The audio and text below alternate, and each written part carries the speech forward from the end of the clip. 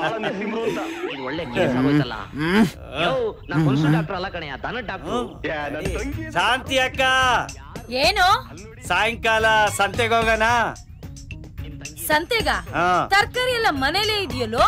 ನನಗೆ ಡಾಕ್ಟ್ರು ತೊಂಡೆಕಾಯಿ ತಿನ್ನು ಅಂತ ಹೇಳವ್ರೆ, ಅದು ನಿಮ್ ಮನೇಲಿ ಇದೆಯಾ? ತೊಂಡೆಕಾಯಿನ? ಇಲ್ಲ ಕಣೋ.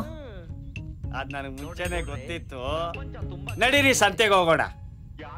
ಹೌದು, ಇವತ್ ಸಂತೆ ಇದೆ ಅಂತ ಯಾರೋ ನಿನ್ಗೆ ಹೇಳಿದ್ದು? ತೊಂಡೆಕಾಯಿ ತಿನ್ನು ಅಂತ ಹೇಳಿ ಡಾಕ್ಟ್ರು ಸಂತೆ ಇದೆ ಅಂತ ಹೇಳಲ್ವಾ? ಹೌದಪ್ಪ, ಹೇಳಿದ್ರು ಹೇಳಿರ್ಬೋದು. ನಡೀರಿ ಹೋಗುವ.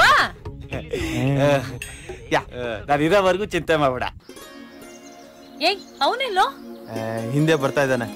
ಏಯ್ ಅಲ್ಲಿ ನೋಡು, ಗೀತನು ಅವ್ರ ತಾಯಿ, ಅವರು ಸಂತೆಗೆ ಹೊರಟಂಗಿದ್ದಾರೆ. ಹೌದಲ್ವಾ?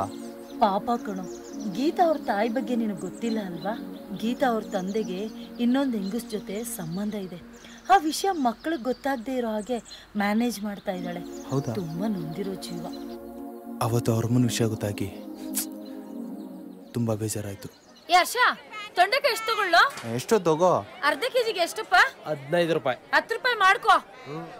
ನಾನು ಬಂದ್ಬಿಡ್ತೀನಿ ಜೊತೆಗೆ. ಬೀನ್ಸ್ ಎಷ್ಟು ಕೆಜಿ? ಹರ್ಷ, ಎಲ್ಲೋಗಿದೆ ಮಾಮ? ನೆನ್ನೆ ಒಂದ್ ಹುಡುಗಿನ ಫೋನ್ ಮಾಡಿ 4 ಗಂಟೆಗೆ ಬರಕ್ ಕೇಳಿದ್ದೆ. ಅವಳು ಅವ್ರ ಅಣ್ಣನ ಜೊತೆ ಬಂದ್ಬಿಟ್ಟವಳೆ. ಅವಳು ನನ್ ಬಗ್ಗೆ ತಪ್ಪು ತಿಳ್ಕೊಳ್ಳೋದ್ ಬೇಡ ಅಂತ ಬ್ಯಾಲೆನ್ಸ್ ಮಾಡಿ ಬರಕ್ ಇಷ್ಟೊತ್ತಾಯ್ತು. ಅದೊಂದು 1/4 ಕೆಜಿ ಹಾಕು. ಲೋ, ಯಾರು ಅವಳು ಗೀತನ್ ಪಕ್ಕ ಇರೋ ಫ್ರೆಂಡು? ಅದೇ ನಾನು ನೋಡ್ತಾ ಇದ್ದೀನಿ. ನೋಡ್ಕೊಂಡ್ ಕೂತ್ಕೊಳಕಿದ್ದೇನ್ ಕಾಫಿ ಡೇನಾ? ನಾನು ಅವಳು ಕ್ಯಾಚ್ ಹಾಕತ್ತೀನಿ, ನೀನು ಗೀತನ್ ಲಾಕ್ ಮಾಡ್ಕೊ ಹೇಳ್ತೀನಿ. ಬಾ ಹೋಗೋಣ. ಹಾಯ್, ನಿಮ್ಮನ್ನೆಲ್ಲೋ ನೋಡಿದಿನಲ್ಲ. ಹುಡುಗಿನ ಮಾತಾಡ್ಸಕ್ ಏನಾದ್ರು ಡಿಫ್ರೆಂಟ್ ಆಗಿ ಯೋಚನೆ ಮಾಡ್ರಿ.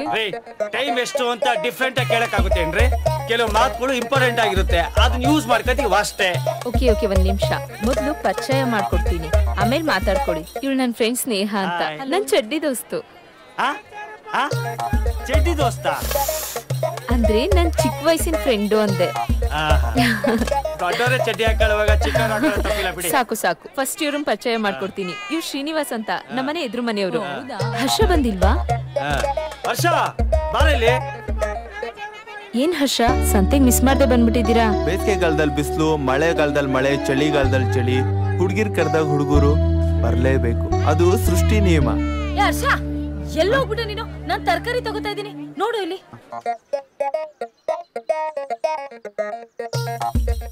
ಸತ್ ಮೇಲೆ ಉಳಿಯೋದೇ ಪ್ರೀತಿ, ಬದುಕಿರುವಾಗ ನಡೆಸೋದೇ ದುಡ್ಡು.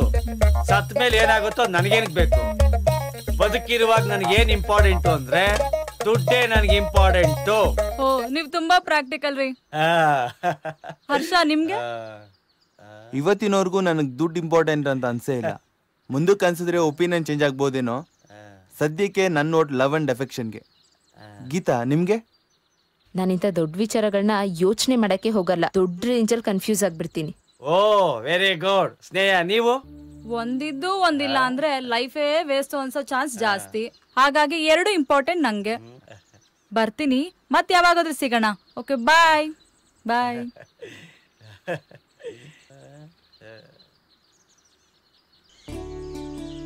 ಅವ್ರ ಯಾಕೆ ಹಾಗೆ ಹೊರಟೋದ್ರು? ಅವನೊಂದೊಂದ್ಸಲಿ ಮಾಡೋ ಕೆಲ್ಸಕ್ಕೆ ಅರ್ಥನೇ ಇರೋದಿಲ್ಲ. ಇಷ್ಟಕ್ಕೂ ಅವನೇಂತ ಹೋದ ಅಂತ ನಿಮ್ಗೆ ಗೊತ್ತಿಲ್ವಾ?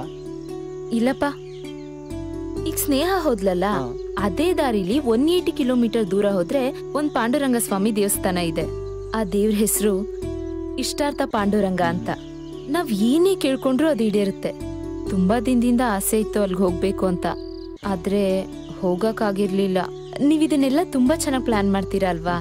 ಇದನ್ನು ಪ್ಲಾನ್ ಮಾಡಿದ್ರೆ ಹೋಗ್ ಬರ್ಬೋದು ಅಂತ, ಆದ್ರೆ ನಾವಿಬ್ರೇ ಹೋಗಕ್ ಆಗಲ್ಲ. ಹೋ, ಕಾಂದಾನೆ ಹೋಗ್ಬೇಕಂತೀರಾ? ಪ್ಲಾನ್ ಮಾಡೋಣ ಬಿಡಿ. ಥ್ಯಾಂಕ್ಸ್, ನನಗ್ ಗೊತ್ತಿತ್ತು. ಗೊತ್ತಿದ್ದು ಕೇಳೋದಕ್ಕೆಲ್ವಾ ನಿಮ್ನ ಹುಡುಗಿರು ಅನ್ನೋದು? ಕ್ಲಬ್ಬು ಪಬ್ಬು ಅನ್ನೋ ಹುಡುಗಿರಿರೋ ಈ ಕಾಲದಲ್ಲಿ ದೇವಸ್ಥಾನಕ್ಕೆ ಹೋಗೋಣ ಅಂದ್ಲು. ಅದನ್ನು ಪ್ಲಾನ್ ಮಾಡೇ ಬಿಟ್ಟೆ.